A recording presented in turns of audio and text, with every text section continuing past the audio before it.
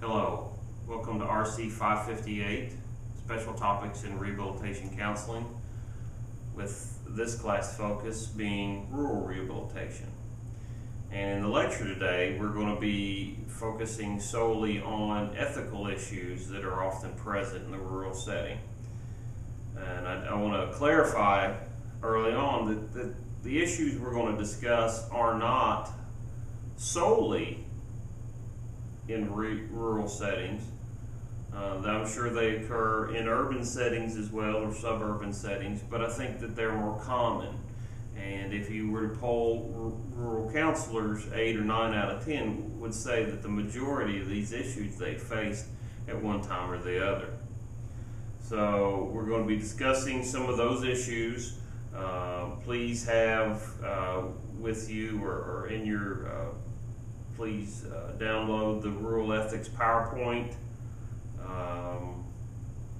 that is on the link to the site, and also we have a link on the Blackboard site for the CRCC website that will provide you the link to the ethical codes that were updated in January 2010. Please go ahead and download those. Have those available for your review. This is not going to be a review of that ethical code, but nor is it going to be a discussion of ethical decision making. We're merely going to be discussing some of the ethical issues, but I want you to use that as a guide. Be reviewing that. Some of the issues I discuss, review them and see if you can determine if the code provides you any guidance or what more information you would need.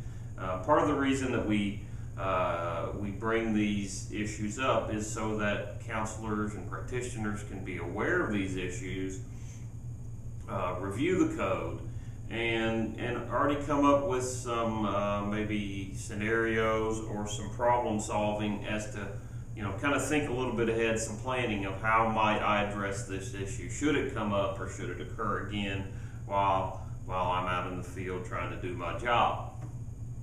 So that is a very important tool, the CRCC Code of Ethics.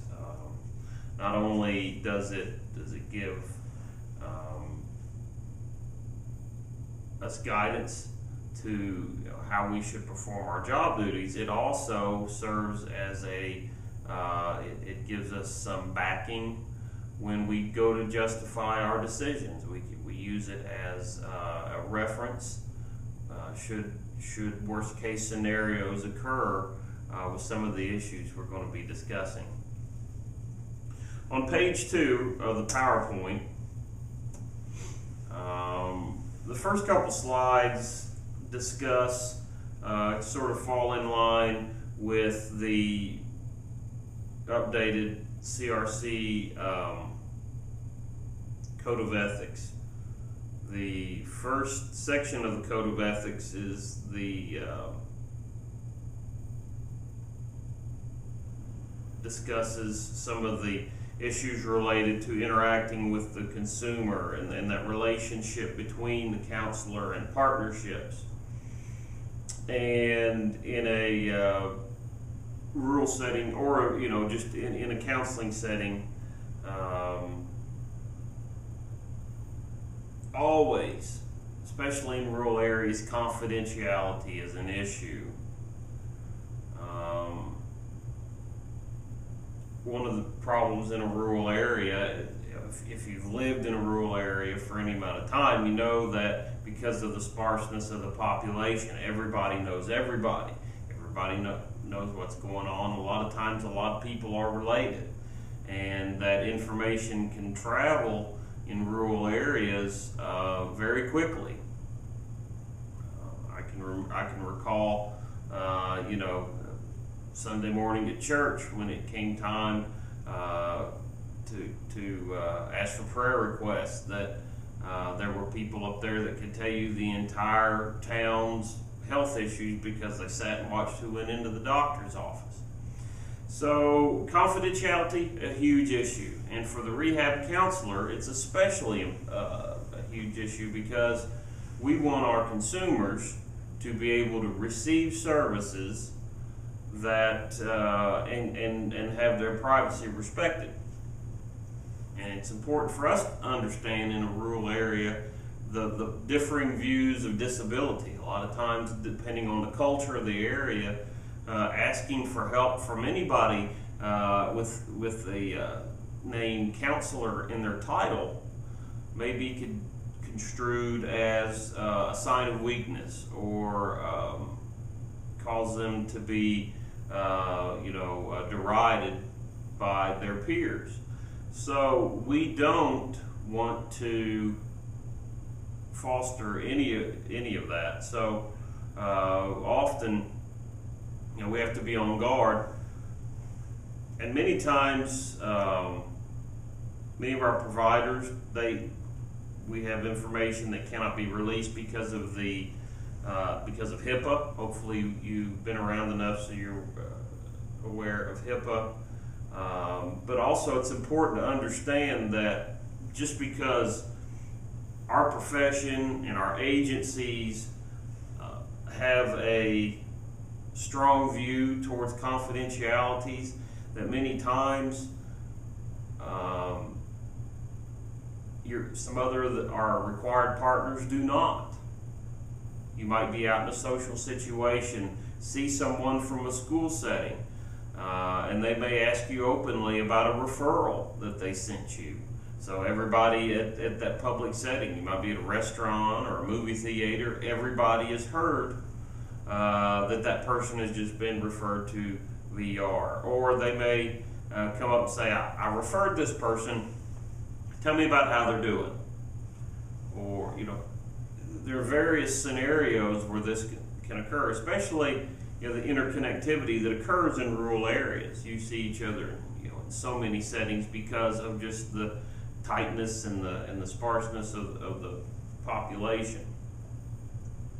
So rehabilitation counselors and professionals have to be especially on guard to make sure that they don't release this confidential information, and that they're always protecting it, and that they monitor any conversations they have in their public life. One of the difficult things about being a rehabilitation professional is once you receive your CRCC, you have that impacts your private and your public life, meaning that you can't discuss these things with anybody, because everybody, it's likely, will know everybody. So it's important that you keep confidentiality. That's probably one of the biggest issues that you will face in a rural area. The next item there is focusing on ensuring the consumer as a team member. And this occurs everywhere, but often because in rural areas you don't have as much progressive thinking about disabilities, many negative views. When we develop teams, a lot of times, even your practitioners often are not especially because there aren't as many specialists out there. A lot of times some of the other professionals you're working with don't have as highly specialized training or advanced training. They haven't been exposed to a lot of the consumer services or consumer focused services, consumer choice models that VR works from, or rehab counseling works from. So a lot of times you're going to have to educate your staff, and you will be faced with or your partners, your teammates, to make sure that the individual is in charge and is making the decisions based on information provided by you and the rest of the team. To me, another key issue at the bottom of this second page of the PowerPoint occurs related to maintaining relationships with service providers while also advocating for the consumer. One of the biggest problems, which we've already discussed in some of the other lectures, is that there just aren't enough service providers to meet the need. And a lot of times those service providers aren't specialized enough to meet the needs.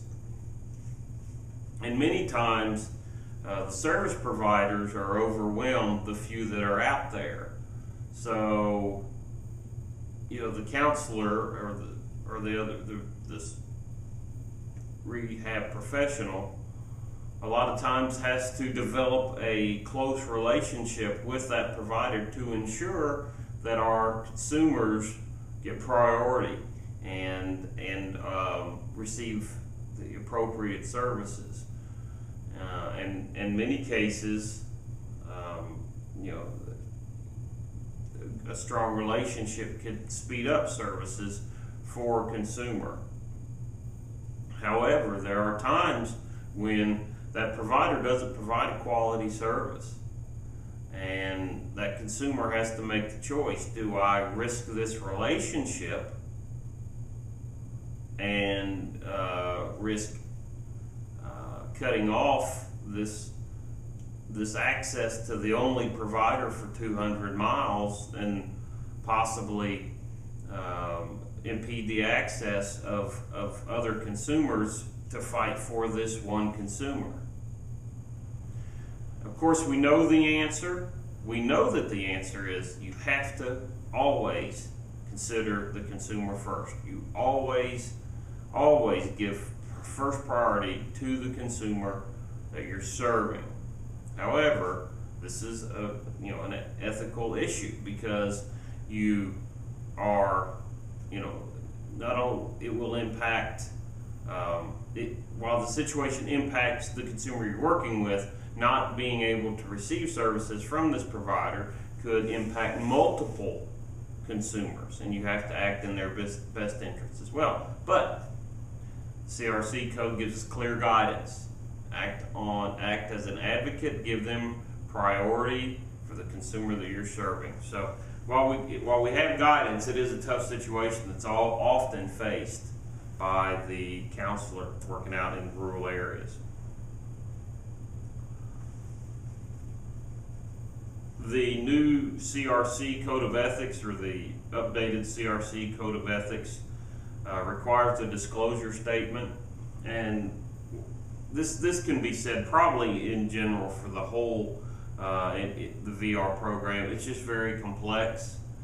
It's very difficult to make things as simple as it needs to be for your average consumer to understand, and especially rural areas where research shows that there's generally less education and reading ability and comprehension ability of the consumer. So it's very difficult to create something that can communicate all the complexities of what we do so that the person can truly understand. Another issue that happens in a rural area is transition. A lot of times it's very difficult to get parents involved, and this occurs in urban areas as well. And this occurs often anytime you have situations where someone is transitioning into, from a situation where they're under guardianship or conservatorship to where they're no longer under guardianship. Many times parents misunderstand their rights, and sometimes it's very difficult to understand consent and sharing of information between the parents, the consumer, who may be a minor, may be under guardianship, may not be, but may be living in the house with that individual. They may, another confusing area often is if somebody is the Social Security payee. They believe that, many times they believe that they are the guardian, which is not, as we all know, not correct. So counselors have to make sure that they clarify that information at the beginning of the services, disclose what information can be shared with the consumer, with the parents, and how that interaction will work, and how consent will be obtained, and when, and how that will be documented. Caseload budget. Caseload budgets are tight everywhere. It doesn't matter where you're working in a rural area, an urban area, suburban area, wherever. Caseload budgets are always tight.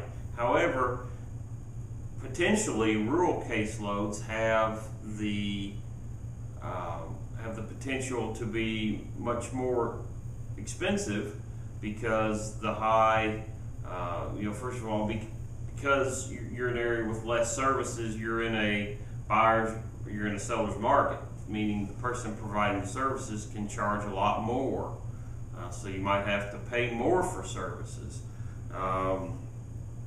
You also may have to have more in travel costs. You may be forced to purchase more expensive services and equipment. So that's always an issue. Plus you have to look at the issue that comes particularly with the rural counselor is what are the needs of the consumer versus the purchasing policies of the agency they're working for. Many times rural areas, our consumers' need is so great, we tend to want to buy them everything we believe they should have to maximize their independence. Many policies focus on the minimum requirements for services to get them to a point that they can become employed. So that's very difficult for the counselor to address when somebody has so many very significant needs. Sometimes the home may need significant modification, vehicles may need significant modification, but if it doesn't meet that bare minimum of need, whether or not it improves quality of life, if it doesn't focus specifically on getting that person ready for entry-level work related to their employment goals, generally it's not going to happen. So that's a particularly problematic issue, I think, in rural areas. Cultural competence, which is a requirement of the code. It's talking about you have to, as a counselor and professional, maintain cultural competence and developmentally appropriate language. In terms of rural areas, if you live in a rural area, you probably already know that they're seeing large influx of migrant workers, many from different cultures. The United States is the great melting pot, and there's still many immigrants immigrating to the United States to live. Kentucky itself has seen some pockets of persons from Mexico, Africa, Vietnamese, Southeastern Asia, pockets and all over our state. And it's important that counselors know what to do if faced, and that the agencies have policies to give the counselors resources that they need should someone come in with a different cultural background. We haven't discussed, and we will discuss, if you work in a rural area where there's a large Indian population, it's possible you'll be serving, or a Native American population, it's possible you'll be working with them. And it's important to understand and be culturally competent when you work with those individuals. Particularly difficult is there aren't often resources available to the rural counselor. It's much more easy to find an interpreter for someone speaking Cantonese in a metropolitan area than it would be in a small town of 2,000 people. And it's, as we all know, it's very important, not just because someone may be from South Asia, to if they're from Japan and you find someone who is from Vietnam and they speak Vietnamese versus Japanese, that that the person that they can't interpret for each other. not everybody is in rural areas. That is sometimes a topic of discussion. But the resources are not often available. So if you have someone that speaks a foreign language and is from a different culture, you may have a difficult time finding resources so that you can communicate with them. But it is very important that you work with your supervisors and your agency to make sure you get those communication resources so that you can provide culturally competent services. Okay, on slide 4. One of the issues we face in rural areas is the fact that there are high caseload numbers, covering big areas. You're traveling great distances oftentimes. It's very important, and some of the issues that counselors have are related to the fact that there just isn't enough time to provide all the services, and making sure that each consumer gets the adequate time and attention they deserve because they qualify for the VR services. One issue I think particularly occurs in rural areas more so than in urban or suburban areas, metropolitan areas, is dealing with consumers in crisis. The counselor, just because a counselor in a metropolitan setting, often should someone come in great need, they can refer to a homeless shelter, a Salvation Army, all those specialized services that are already set up in these areas to provide this assistance. In rural areas, there may not be a homeless shelter. Or if it is, it may be 200 miles away or 150 miles away, or it may be, likely it's full. There may not be these service organizations, and if they do, they may be overstrapped for cash or resources. Many times there's not the on-call availability of psychological or psychiatric assistance that there are in metropolitan areas. In fact, in rural areas, especially in Kentucky, many times your backup to psychological on-call services through a regional mental health center is actually the local police department. So if the psychological services, or what we call comprehensive care, can't or doesn't provide the service, isn't available, then the law's involved. And if somebody is in somebody's having some psychological issues or some instability issues, many times your police officers don't have the training and background to deal with some of the issues that might occur. So sometimes in these rural areas, because there's just not enough resources out there, there's not those crisis lines and crisis that availability of crisis related services, counselors have to step out of their role and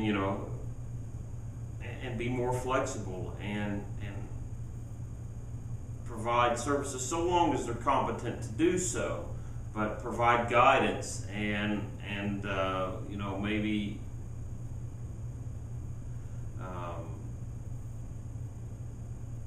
sort of work with and develop partnerships, I guess, with other individuals, and be prepared when people come in there, knowing what they're going to do should somebody be in crisis, and know who to call. It's not you can't just in a rural area you can't just pick up a phone book and find a certain hotline and have somebody there within 5 or 10 minutes. You have to know in advance what you'll do.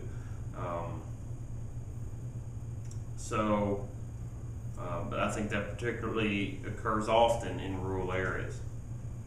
When we talk about, and this occurs just about everywhere as well, but developing a confidential environment. I think especially in this section, I'm talking more about cubicles, waiting areas, access to paper copies of files. I gave an example earlier of somebody that sat and watched who walked in and out of the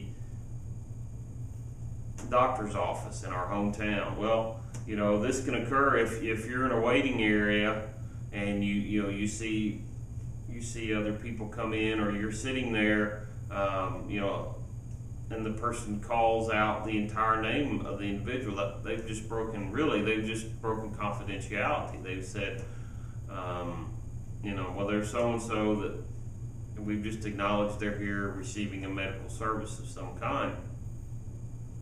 Well, in small areas especially, you know, somebody could say, well, I saw so-and-so at the doctor's office, and then that information can get out, and that person might not have wanted that information to get out. So that's especially troubling issue.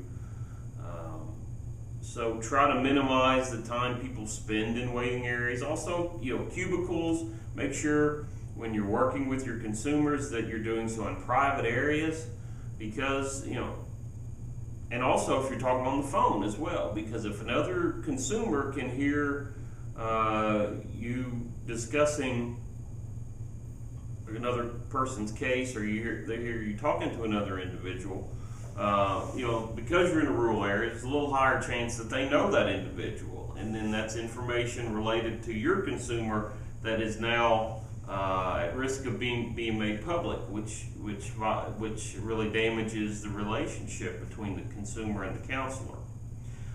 So make sure that, you know, your environment, and you assess it, and you're always on guard when other consumers are around. You're not releasing information. Also, make sure that in regards to the information, paper copies, notes, anything, that your non-professional staff only get access to information that is necessary for them to do their job and provide services to the consumer, because they're also from a rural area, and they don't need access to information, because that just would tempt them to maybe read, talk about it, and they're not held to as higher standards as rehab counselors are. So make sure that information you have you keep it as private and confidential as you possibly can.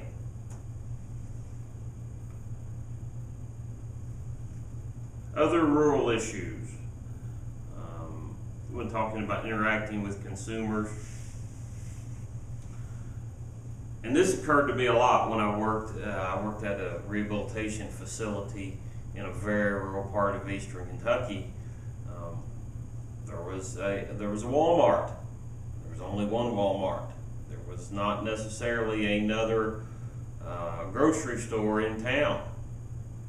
So that's where I had to go, and that's also where the individuals that attended our center, that's where they had to go. So oftentimes we would run into each other at Walmart, and I had to be very careful. Many times they would approach me. Usually what I did is, as I was in charge of doing orientation, I would tell them, explain to them confidentiality and their right to confidentiality, and tell them that our staff, if we saw them in town, we would not acknowledge them, but it was because we were protecting their confidentiality, because I lived in a fairly small town, 3,000-4,000 people. Many people knew where I worked, and therefore if it was someone that they didn't know and I said hello to them and acknowledged them, there's a better chance that would reveal that the individual was from the rehab center, from the rehabilitation center where I work, which, because of its history, of some of the behavior of previous clients or consumers, and also people would confuse it with another facility that had some persons in the juvenile detention services. I found out later that once they saw them talking to me or somebody else they knew was a staff member of at the rehabilitation center, then the store management would begin following them, and keeping an eye on them, thinking that they would be stealing from them. So this it was very troubling. It was very hard because I had to be very careful, because when you see somebody on a daily basis, it's very difficult when you get there and see them out in the community and not say hello. You have to resist that urge. But I knew if I did, everybody would know, and that people would treat them differently because they would know that they attended the rehab center and had a disability. And well, you know, and this also can occur if you're living in a rural area. You attend a lot of functions. It's not unlikely that you would go to church with consumers, that you would attend, you would be members of clubs and organizations with consumers, and and you don't necessarily have the option if there's only one Baptist church or one Catholic church in that community. That's where you go. That's where they go.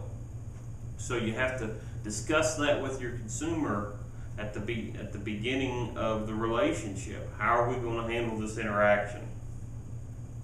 There's just so much, because they're just limited, because of the condensedness of the stores and the other services in small areas. You just can't avoid that contact. So make sure that you have discussed that with your consumers. And let them know what are the limits. Or, if you see me at Walmart, we're not going to talk about your case. You can want to pull me aside, or we're just not going to talk about it, because that's not the appropriate place, because we can't guarantee confidentiality. We're not going to talk about it at church, or we're not going to talk about it at our club meeting. Talk about it wherever you meet that person on a professional basis. Another issue that occurs is because you may be the only counselor serving an entire area or county or town. You may have several people from the same family on your caseload. And if you've ever worked in a rural area, you know that just because you honor confidentiality doesn't mean that they do. That somebody may come in and say, hey, you purchased so-and-so you purchased a computer for my brother, and I have just as many disabilities as he does. I want a computer too.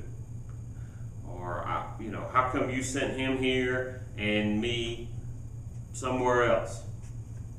And again, they're free to share information with each other. That's their right.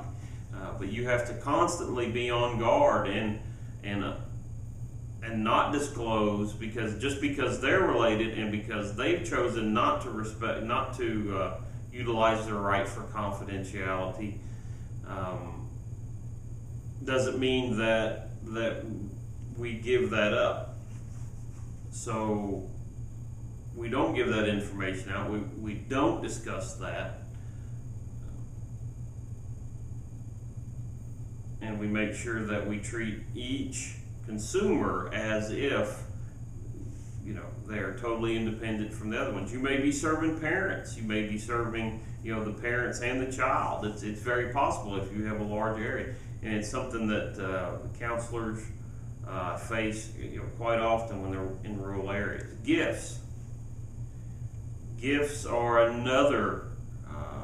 It's a cultural thing, and it is important that in the CRC code, the updated, it provides a little bit more guidance related to gifts, and the exact language, I think, focuses more on if it's culturally acceptable, and that if not accepting the gift could be